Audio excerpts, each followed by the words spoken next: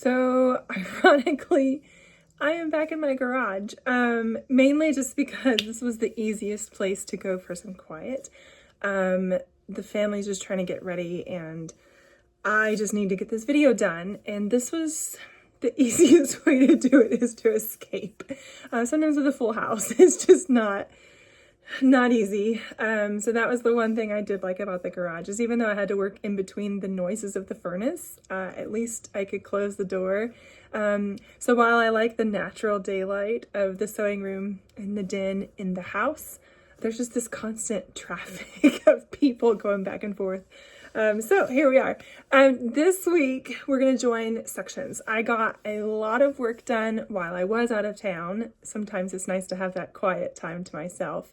And so we'll talk about joining sections. There's a couple different ways you can do it, but whatever works for you is the best way. So don't feel like you have to do it one way, or if it works for you, it works for you, and that's all that matters. So in this pattern, I do it a little bit differently than I would do a legit kit, because with a legit kit, you're working with really a finite and regular size. So a lot of times in a legit kit, you're going to be working on just consistently small sections.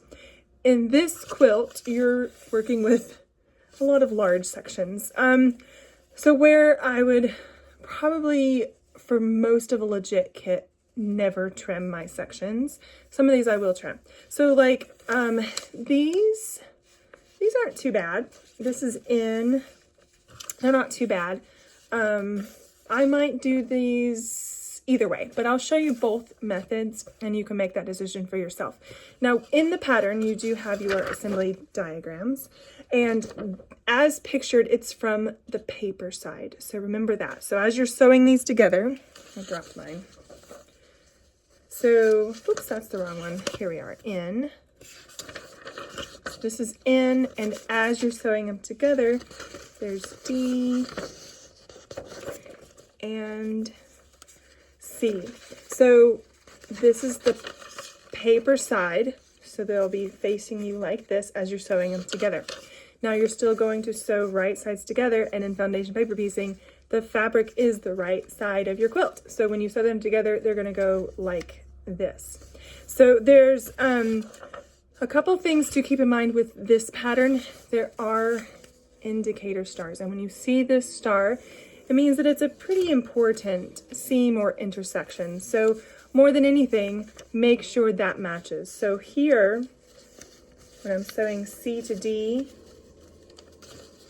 I'm going to start up here. No matter which method I use, I'm going to start here and make sure that these really line up, kind of like that, because that star indicates that that's an important edge or an important intersection. So pay close attention to that.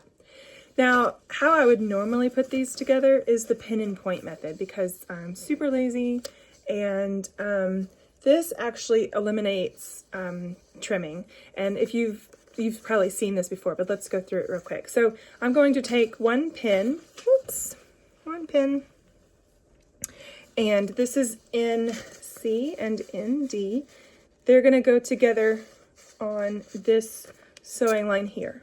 Yeah, so on this sewing line. So for one of them, I will go in through that point, and I'll show you a little closer here.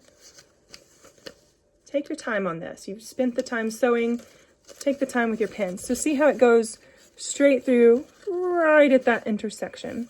And then I'm going to poke the other pattern piece at its corresponding corner. And again, I'm going to take my time and move it a thread or two sometimes. So there's one end of that seam. Push that pin all the way in so you don't lose it. And then I'll take another pin and go to the other end of that seam, and again I'm going to go in through that intersection, that point, and out through the corresponding point. Okay, so see how it's right in that point. Like, I'm really going to take the time there, get it in there, and then same with the corresponding. This is about the limit for this method that I would take it. You could absolutely do this method with a whole thing. And I have before with the legit kit, like the whole row. I didn't even trim it. I just did the pin and point method. But this is about the limit I would probably do it with this one. So now you want to make sure that your pins are straight up and down, perpendicular to the paper. And I'm going to take a third pin and I'll pin right on this sewing line. Whoops. There we go. So if I've done it correctly and my pin is straight up and down, then where I pin on this on the front, that pin should be right on that sewing line on the back. And it is, that looks really good. So now I'll take this pin out and I'll go to the other end of that seam. And I'll do the same thing down here. In, out, right on that sewing line, and that looks pretty good. So now I can take this pin out and I can even do it one more time in the middle. Especially as you get, I like it. Like say I was piecing one section together with something that had multiple sections that I had already pieced together. Well, now there's a chance that this one could be skewed. Like if I have multiple seams on here and then I'm putting a straight line on it, essentially, you do want to check right there in the middle to make sure that, you know, this one is pieced accurately and nothing's out of place. You can shimmy it into place if you need to and then sew. And so if I'm doing something like that, I will pin it all together and then I will sew with the single section on top. So say we have a bunch of seams back here, a bunch of sections I've already put together. I will sew with this one on top because that's the straight line. And I do want to make sure that even though it's important to catch, you know, the points accurately back here, maybe you have some intersections coming in, and yes, you want those accurate.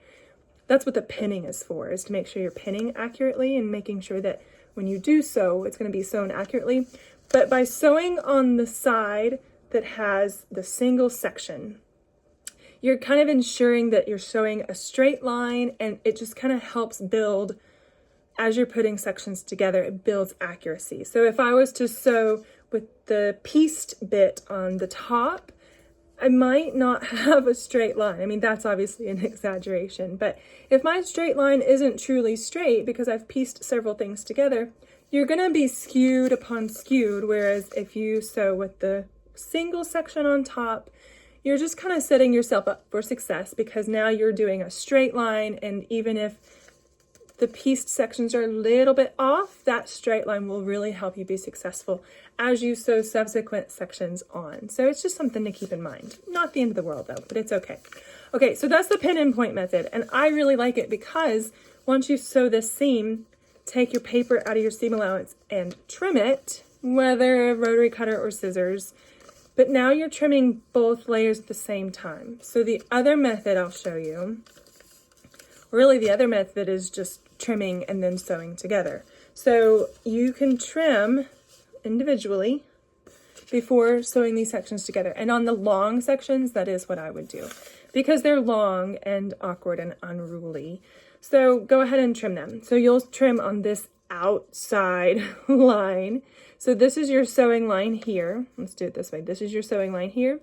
This is the outside of your seam allowance. So make sure when you're trimming on the seam allowance line, not on the sewing line. And try and trim accurately, take your time. Use a ruler with non-slip if you can, but really take your time on this because you don't want to mess this up. That's kind of another reason why I like doing pin and point and not trimming, but again on these, they're going to get pretty unwieldy pretty quickly as you do larger and larger pieces. So that's your two methods. It's totally up to you. I need to iron these. Oh, that's another thing I will tell you. Give all of your pieces a really good press before you trim, or before you just put them together pin and point. With those smaller sections, I will do pin and point, and then I won't trim them until I get a pretty big section. Or probably with those smaller sections, I would do pin and point for the little pieces, and then as soon as I get like, I don't know what it is, section, like the B, C, D, those with all those tiny little pieces in there, I'll just put it all together pin and point, and then in the very end I will trim B as a unit on those outside lines. So totally only how I do it. If it works for you, great. If it doesn't, it's okay, but give it a try because I think you'll like the lazy way. It works for me. So I am still getting caught up. it's been a struggle, and I realized the other day that I think what I've done is kind of thrown myself into traveling. Since Mom died, I just kind of didn't want to do anything else. So I am getting caught up. I'm home for about 72 hours and then heading back out. And then I'm home for a full week before heading back out. So I do actually really like the traveling. So it's hard for me to say no anyways when there is an offer or a gig or a presentation available. So I'll be in Fredericksburg in a couple weeks, and then in Lebanon, Tennessee the week after that, and then in Hawaii for the retreat in October, and Dad's going with me to that one. So that'll be nice. So I am still working on catching up. I am still going to do a sew along about embellishing and quilting, and then we'll have some giveaways in the end. So if you are behind like I am, welcome to the club, and hopefully this will help you get caught up. I will talk to you soon, and of course if you have any questions or if you want to see something specific, let me know. We'll talk about it. Bye.